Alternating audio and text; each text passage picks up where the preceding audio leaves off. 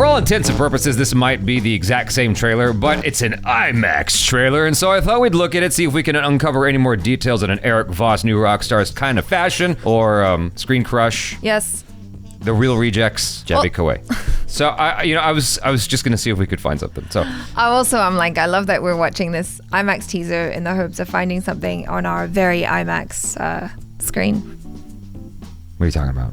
I'm joking, it's fine. Oh, you're making it haha. I'm making a haha, so anyway, that's not funny. Welcome, okay. folks. I am JABY, KOAY, joined by ACHARA, KIRK, haha. If you guys haven't already, please do me a favor. Hit that subscribe button, haha, bell icon, haha. All notifications, haha, and vote this up to let YouTube know you're enjoying what you're watching, haha. You're dead.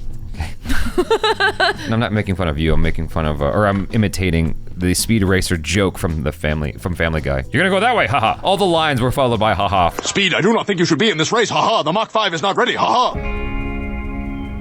Oh, I forgot about this music situation.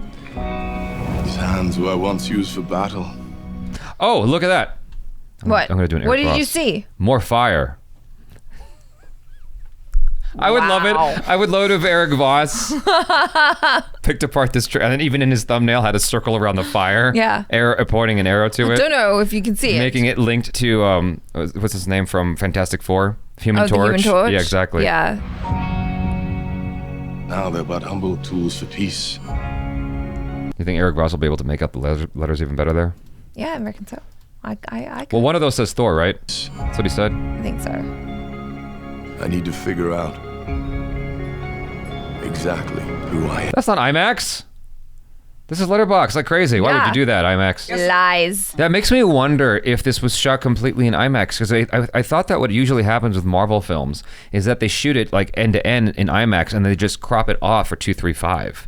And then for certain theaters where they have the IMAX format available, Yeah. they just loosen those restrictions and you can see the whole thing. But Marvel IMAX isn't the same as like the full IMAX that Christopher Nolan uses. Often, it's a different right? aspect ratio. Yeah. But that's what I'm saying is they just shoot in that taller aspect they just crop ratio. it, yeah. The Christopher Nolan aspect ratio is even taller. So I thought they just shoot in this slightly taller aspect ratio, which is closer to 16:9 anyway. Mm-hmm. And they just crop it to 235, 239 for the 35 millimeter release or whatever. But this right here indicates to me that maybe they didn't shoot it end to end in IMAX and that they only did select moments for IMAX. Okay.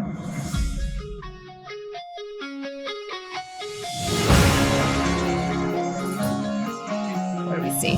I'm going to choose my own path. It looks nice. Live in the moment.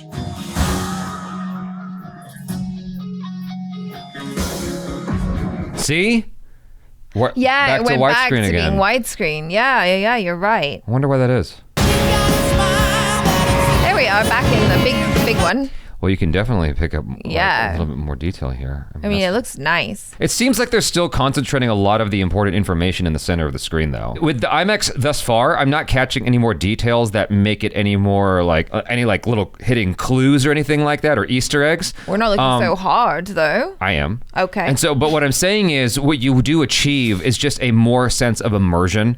Like I remember playing Borderlands, the first one, with 3 monitors, but if you looked at those individual monitors, you weren't really seeing anything. It was just sort of a stretched image to simulate what it's like on the peripheral of your eyes. And so maybe it's just more of like kind of bringing you into the world. It does just kind of feel more immersive. It feels cinematic, especially for the shots of, sweeping vistas and stuff like that, or being able to see the cities with all of the different intricate parts to it. It looks impressive. I agree with all of that except for I think that the words cinematic and immersive are 2 different ideas. Okay, well, Yeah, cinematic what to do I me, know?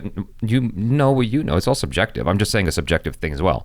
Cinematic to me is more the 2:3:9 the widescreen format, whereas immersive is more the IMAX format. It's not, Okay. Yeah. Well, sorry, I used the wrong adjectives. I don't think it's wrong. It's just how I view those words. That's all. Okay. Look at all the detail, city. All the city detail. Whoa! Look at that over there, off in the left corner. I don't know that light space over there. Uh-huh. I didn't notice that before. I mean, I have no idea what the hell I'm looking at because I'm not Erik Voss. I'm JABY Voss. I'm just kidding. So I'm just saying, like, that looks like a completely different area. I'm wondering if everything light touches Simba, or in this case, the opposite. It looks beautiful. cool, though. Yeah. I mean, just like the Just like water the coming off. It's city. very Final Fantasy-esque to me. Like the waterfall coming off of the, Yeah. And with it kind of being like the buildings are almost like reflections of each other. So you get the thing on the top and then as it is above, so it is below.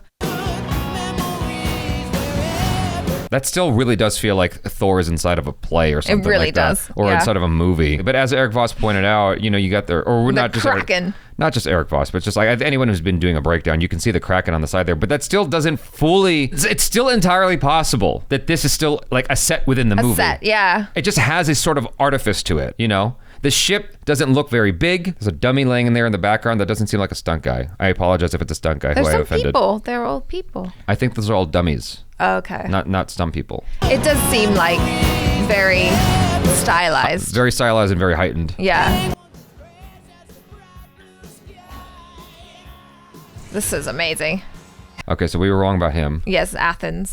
This is Russell Crowe. Zeus. I didn't notice this lady here on the side before. Well, yeah, because you wouldn't have noticed that. But You almost get a view of something. yeah, it is interesting though, because isn't Zeus Thor's Greek counterpart? Because they are both gods of thunder in their own rights. And I don't know anything about Thor this. being the Norse god of thunder, if you go by the days, right? Yeah. Thursday is Thor's day.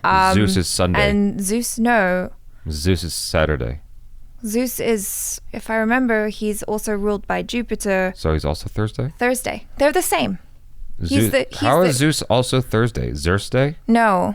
I think because Zeus rules Jupiter or something, and then the planet that is associated with Thursday is Jupiter. It's also the biggest planet in our solar system, if I'm not mistaken. Yeah, therefore, it's like the same across different cultures. It was just interesting to me. It was a thought that popped into my head after listening to all of these breakdowns and stuff. I'm like, yeah, totally. Zeus and Thor, they're like variants of each other in a way, because Zeus is the Greek counterpart of that, if you're going off of like planets and gods associated with them and days and whatnot. You lost me at hello. But then you had me at variance.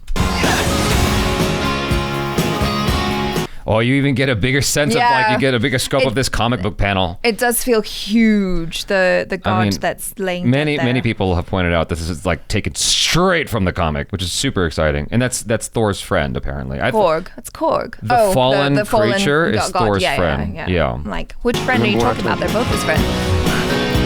Thor's everybody's Thor's friend. Everybody's friend. We all love Thor. You ever feel lost? Just look into the eyes.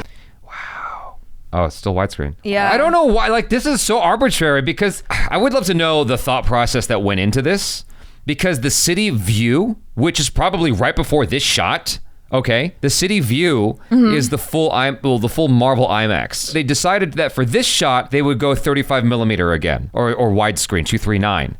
Why? Like, they're both similar shots. You're supposed to get the grand scope of the city with both shots. Sure. It's very curious to me that they decided to go the opposite for this particular shot here and go widescreen again. It's just straight, because like, look at the background. This has to be. It's the same. Like with this has to be the same scene. Yeah, you see the waterfalls and everything. It's interesting to me that it's so. I guess because we know what Greece looked like, and we have an idea of what ancient Greece looked like, but I suppose this is Olympus being the home of the gods, right? So it can be that, but more amazing and technicolor and just it looks like a cartoon in a way, just the way it's presented. Right, but Olympus is just a theoretical place that's under the ocean, right? No, that's Atlantis. I was trying to do a ha-ha. Good job. In line with the theme of this video. The people that you love. That's still one of my favorite moments in the whole trailer is Thor I doing know. that. Not me. What? Just listening.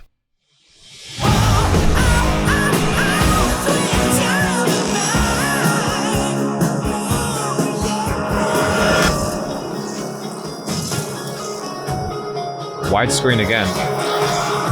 Okay, so this says to me that a lot of this movie is not going to be IMAX.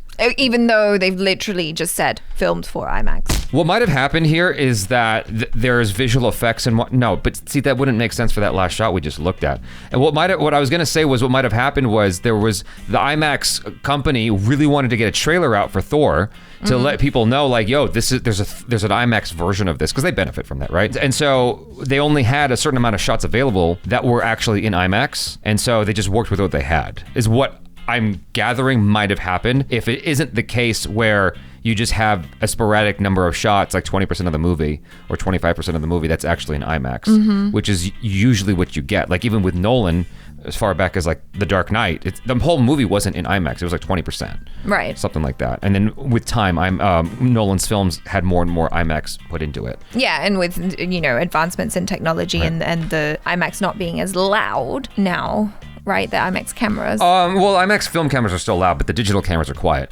But the thing is, like, even with newer films, sometimes you still only get one scene that's actually in IMAX. We watched No Time to Die, and there was literally only one sequence in IMAX. The rest of it was 35 millimeter, which is stupid to me. Right. I mean, it's a choice, right? Because you look at something like Dune. But you're they paying made as really great that's what I loved. Of the IMAX. Right. That's what I loved. I prefer that, either that or Dunkirk, where it's mostly IMAX. Yeah. But I was pissed at No Time to Die because people are paying a premium to see this IMAX version. It's like, oh, you get better picture and sound, and it's like, once you're there, it's like 3D. You're gonna forget all that. You can see the visual difference, right? And so I'm wondering if they decided to go halvesies on this one and not have it be IMAX end to end. And I'm wondering if they decided to do that, why? Like, why not just go end to end IMAX like they did for Avengers? That was end to end IMAX, was I it? think so. Okay. I have to watch. I think it's on Disney Plus now. You can watch Shang-Chi and Avengers and all that stuff it's in all there. IMAX. I'd have to look at that and see, but I'm fairly certain the whole movie is in the Marvel IMAX format. So it just makes me wonder why. Like, if this is part of the advertisement, more than likely what you're getting is a halvesies kind of situation. Sure. And why? It's like, if it's all shot digitally anyway. You know how sometimes... Taika Waititi he directed this, right? And so he loves movies. He does, From what I can tell, he loves movies. And so for him, he might have compromised with the studio. He might have compromised with Marvel and said, look, I want this to have a particular look to it. So like, I'll go halvesies with you. And Maybe, meet you in the middle. Like, let's do it Nolan style and not do the whole thing in IMAX. And Marvel's like, okay, fine. And they, relented. That would be my best guess at the situation, given the kind of person Taika Waititi is. Either that or it's a budgetary thing. So there was a visual effects guy I was talking to who was really, really high up. Like, he worked on big movies outside of Marvel, right? And Marvel wanted to hire him for certain things. And so he told Marvel, I need particular kind of cameras, like high-end digital cameras, in order to accomplish getting these like plates and whatnot. And they're like, okay, we can give you like 30 GoPros. What am I gonna do with 30 GoPros? You know what I mean? So it was interesting, like, trying to keep the budget down is always in mind. Lower budget, higher profit.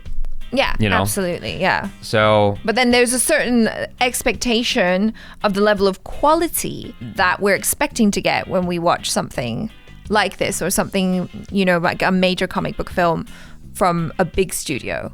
I think concessions are constantly made, and we just accept it. I think there are certain superheroes, and like Marvel knows where to spend their money. For instance, Thanos. They spent a lot of money on Thanos. And then around that, they're like, okay, we're gonna make concessions here, concessions here, concessions here, concessions here, because people mostly aren't gonna give a shit about this, but they will give a shit about Thanos. Right. You guys, thanks so much for hanging out. I'm JABY, KOAY. This is ACHARA, KIRK. Peace out.